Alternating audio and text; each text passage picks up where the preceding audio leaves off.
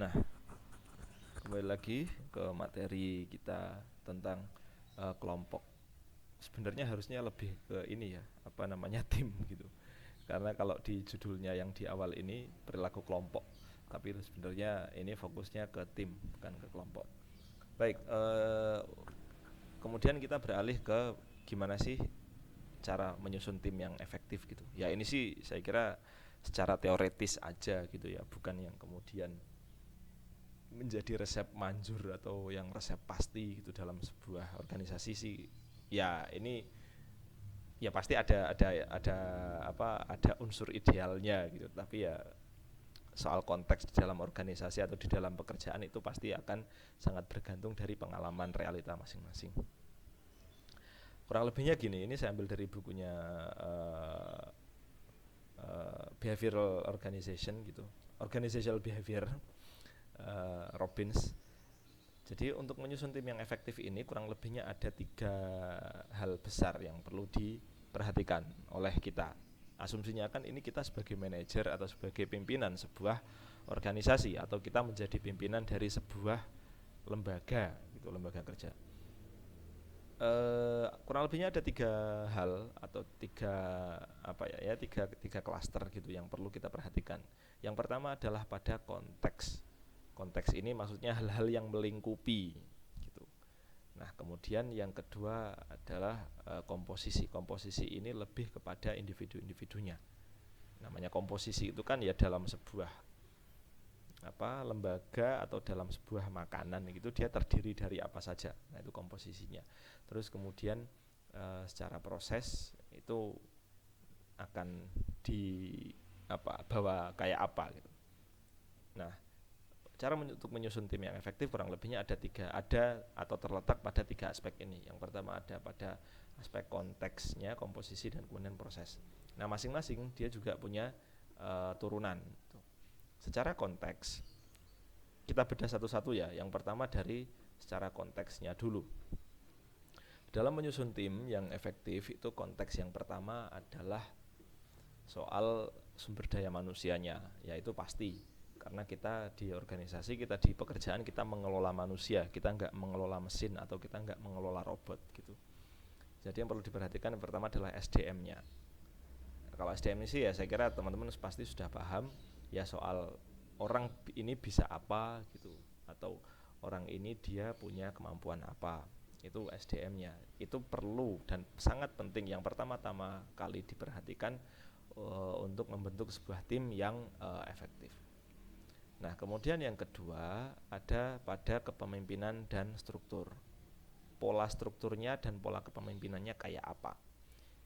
Terjemahannya gini, teman-teman harus bisa atau wajib untuk memastikan semua member atau semua anggota untuk paham dan menyetujui. Nah, ini seringkali ini banyak yang miss gitu.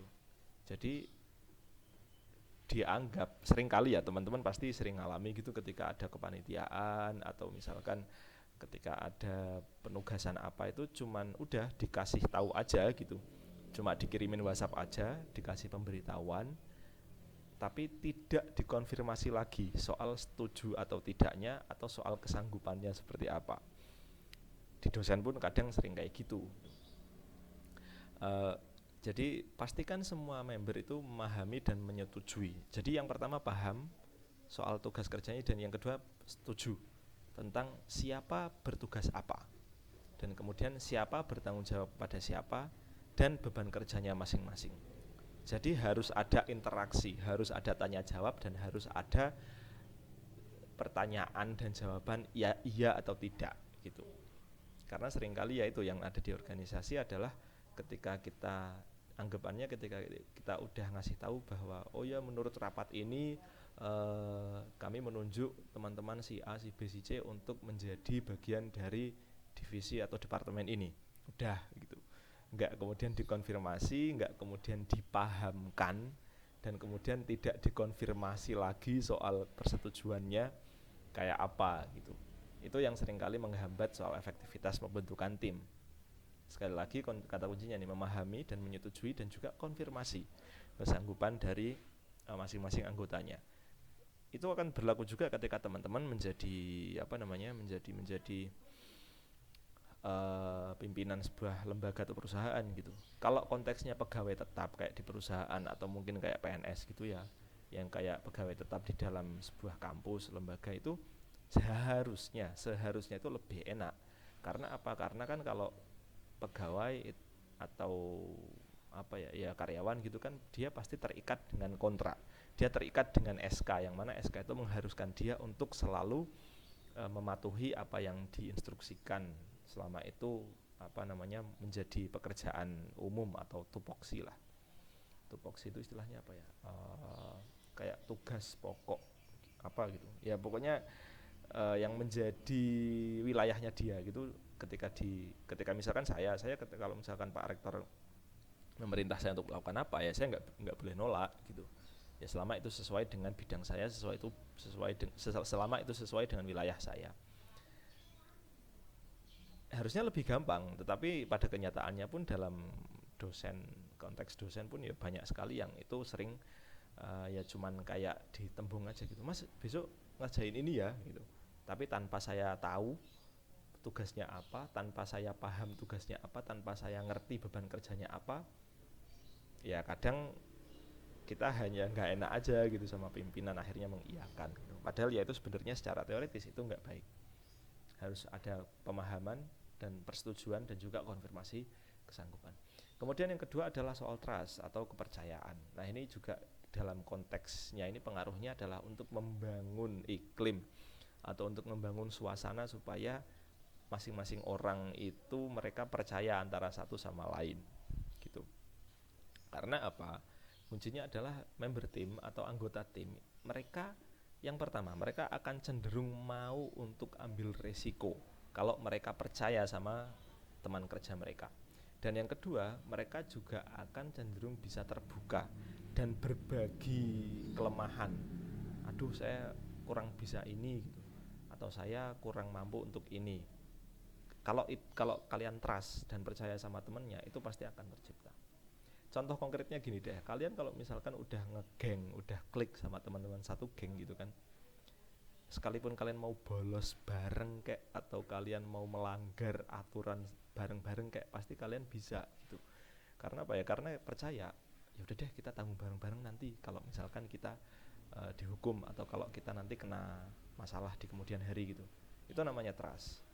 Jadi trustnya adalah ketika kalian percaya, kalian akan cenderung bisa dan akan cenderung mau untuk ambil risiko.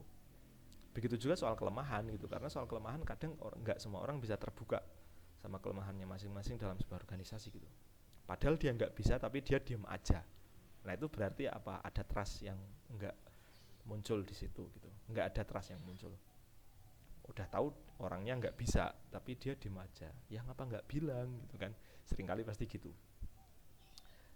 Itu kemudian yang udah trust. Yang kemudian terakhir adalah soal evaluasi reward dan punishment.